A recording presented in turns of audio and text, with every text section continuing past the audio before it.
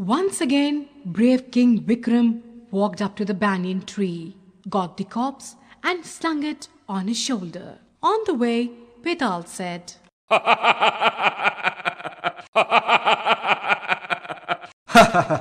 You are a brave and determined man, King Vikram. Now to pass the time, I will tell you a story. But you must not speak at all. If you speak, I'll fly back to my home tree. Now, here is the story. Once the prosperous kingdom of Vijaypuri was ruled by a brave, kind, and dutiful king, Shiv Sen. His queen was called Indravati. Queen Indravati gave birth to a beautiful daughter. She was named Suryamukhi. Great care and attention was paid to Suryamukhi. Great scholars, warriors, and artists were employed to teach her in all aspects of life.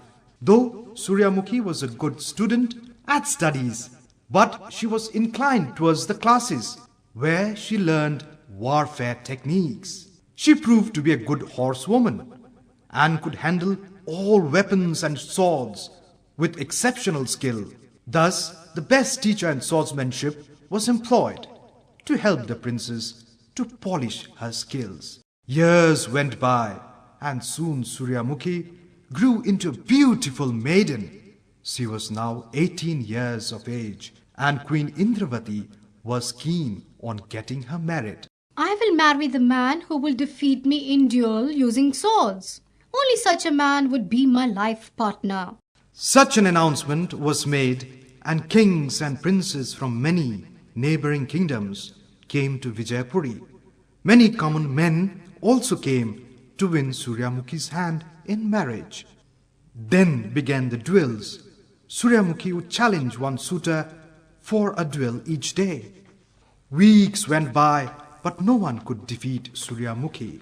The brave prince of Krantipur, Jayant, also heard about the challenge. He dressed up as a common young man and went to the arena in Vijaypuri. For a few days, he watched Suryamukhi's tactics during the duel.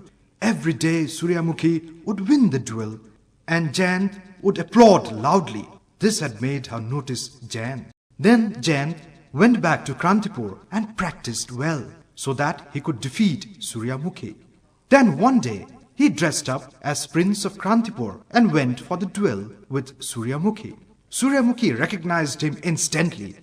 Having known all her tactics, Jayant was able to defeat Suryamukhi. Then King Shiv Sen said, So, dear, you have been defeated at last. Are you ready for marriage now? No, father, I will not, and cannot marry Prince Chand of Krantipur. But why? I have completed the challenge you had set. Marrying you will be against the law, and you know very well the reasons for it. You are correct. I pay my respects to you and take my leave. Prince Chand, I wish you more success in the field of swordsmanship. You may leave now.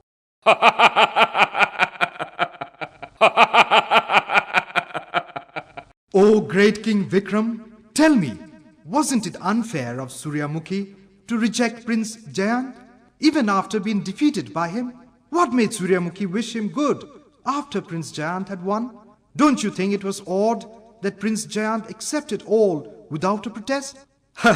Answer these questions for me, but remember I knew it well that you know the right answers to my questions. If you will give the right answers, I will fly back to my banyan tree. But if you will give me the wrong answer, even after knowing the correct one, your head will burst into 1,000 pieces. Oh Vetal, Suryamukhi was not unfair to Prince Jayant.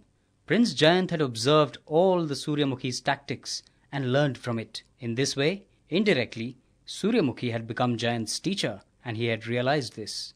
That is why, when she rejected him, he did not protest at all. Suryamukhi clearly knew that marriage between teacher and pupil is against the law, so there was no reason for Jayant to feel bad at all.